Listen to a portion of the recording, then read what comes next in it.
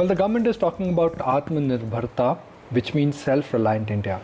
And one sector where the Atmanirbharta can be increased exponentially is the defense sector. A couple of days ago, the defense minister announced a list of 101 items in which there is going to be a complete import ban, and those items would be sourced only by Indian manufacturers. HAL is one company which is committed to keep India's border safe, and they have a huge manufacturing and a technological base in the aeronautical space. So to understand that how the Atmanirbharta pitch would impact a company like HAL, I am now joined by Mr. R Madhavan, Chairman and Managing Director of HAL. Mr. Madhavan, good morning. Thank you for joining us. The list which was announced by the defense minister a couple of weeks ago, which talk about restriction on defense import, are there any items which are likely to benefit a company like HAL immediately? Immediately, there are lots of power platforms in the 101 list of items which are banned for import. It will definitely help us in acquiring orders from Indian sources, and this also means that down the line, our vendors also are assured of a business in the long times to come. So this definitely is a big enabler for the Indian defense industry, and particularly HAL, because it has the capabilities and the products that will be of use to our defense forces, and we can maintain them over a long period of time.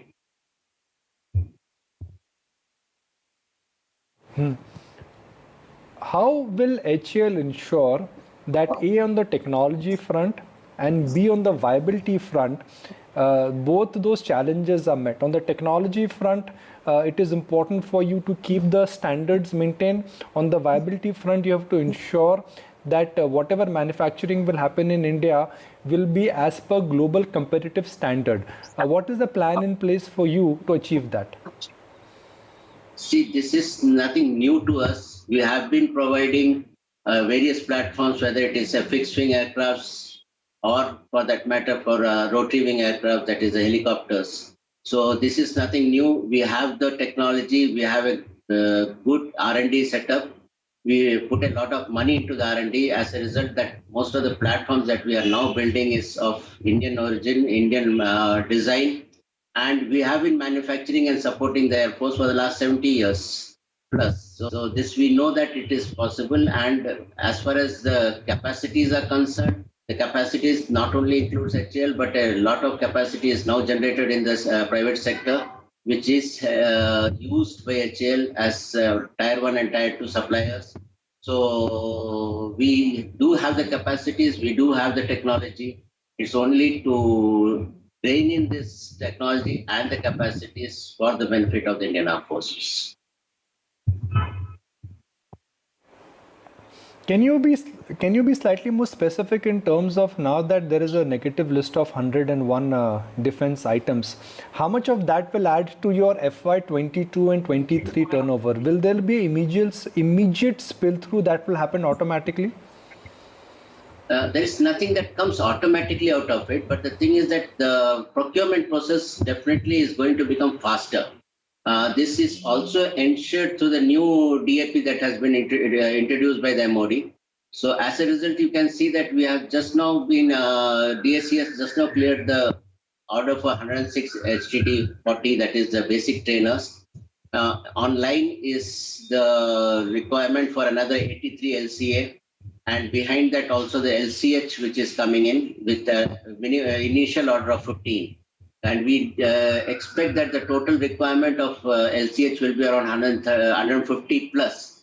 And these are follow-on contracts that will come after this 15 is over. So there is a visibility of orders being placed probably over the next financial year, so that this order book of ours, which is now presently at around 53,000 crores, that is 52,900 crores, that will almost double by the end of this financial year.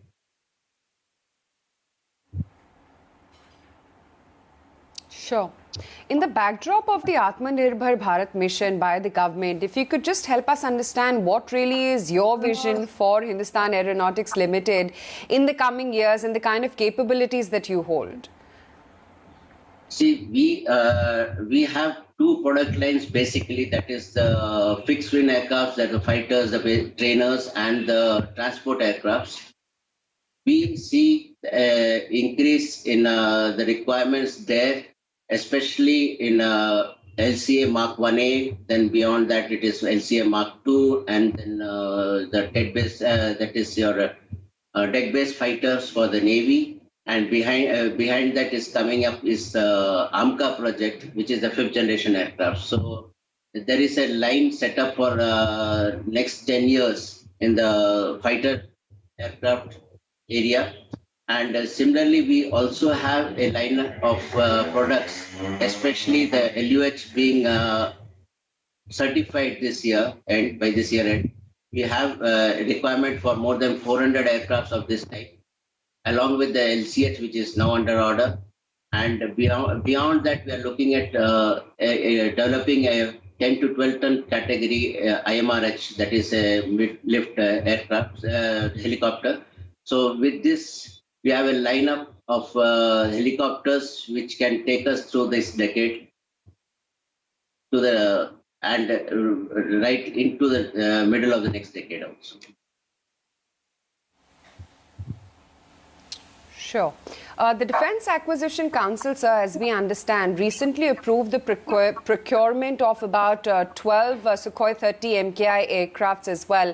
And we understand they're going to be procured from HAL. Help us understand what is your targeted order book for the fiscal close, as well as in the long haul. 12 is Su-30 is in continuation of the present order for 222, which is coming to an end. So this will give us the line will be left open till we finish this order, beyond which the facilities at Nasik will have new projects coming in. This also ensures that the workload is distributed to another 150 vendors who are related with the manufacture of this aircraft. So that is the order book on the Su-30. Right.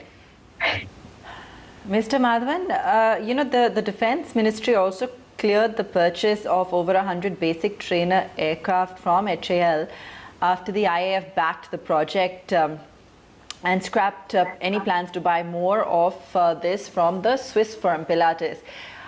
Tell us a little bit more about how this project has come to HAL and also any further announcements that you're anticipating from the Defence Ministry.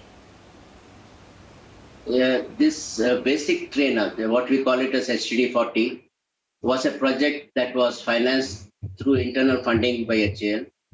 We put in our money and we started developing this.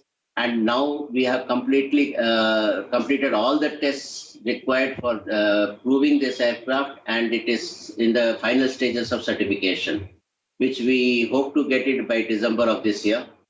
So this is a totally indigenous project that was taken up by HAL, and we are very happy that now it is seeing an order book of around 106 aircrafts based on our efforts. This was initially limited to 70 aircrafts. Now the DSC has cleared for 106 aircrafts. So the advantage of volume comes to us, as well as there is a visibility as far as the business is concerned for all the MSME sectors and all who are partnering us in this project. Further, this has good export potential, with a few of our neighboring countries looking at it. So we are quite sure that in the coming years we will get some orders from the export foreign countries for this platform. So we are quite sure that the number of aircraft that we produce in this line, that is the basic trainers, will be more than 200 plus.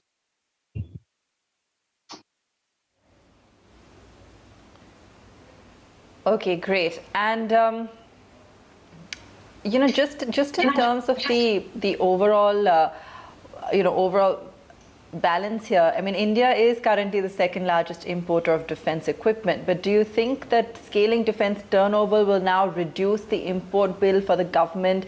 And separately, on the budget that they created with 52,000 crores outlay for domestic capital procurement, how much of a reach or impact do you also see that having? It definitely will, the amount of import will come down. It used to be 70% and it is now coming down to about 60%. But we expect that this will come down continuously year on year.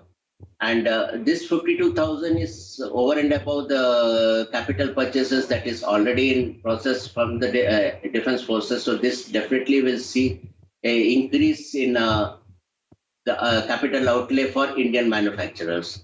Secondly, since the reduction of your imports, a lot of money which was earmarked for payment towards other foreign OEMs will now be diverted to Indian manufacturers. It's not only for the DPSUs, but there are other Indian manufacturers from where defense procurement does happen. So there also it will see an increase in the outlay for the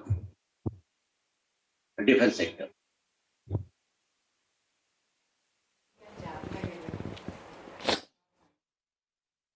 Right, fair point.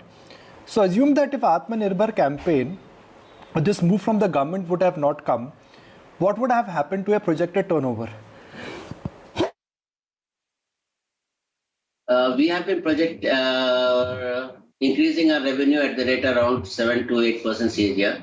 So this definitely will increase now, and we are looking at an increase in revenue year on about 10 to 12%. So this will continue to be there for not only for HAL but for all other manufacturers in the defense sector. So this is definitely going to increase in the coming years.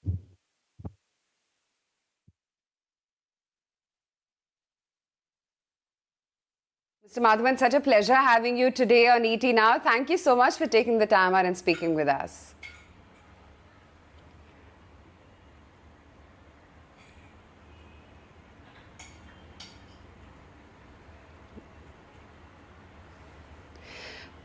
Okay, let's quickly take stock of the market before we slip into a break. At the highs of the day right now, we're holding out quite steady. After a 0.5% move, we managed to build on into some specific names. Looking good at 11,400 plus, 38,700 on the Sensex. We'll take a very quick break. Lots more lined up when we return.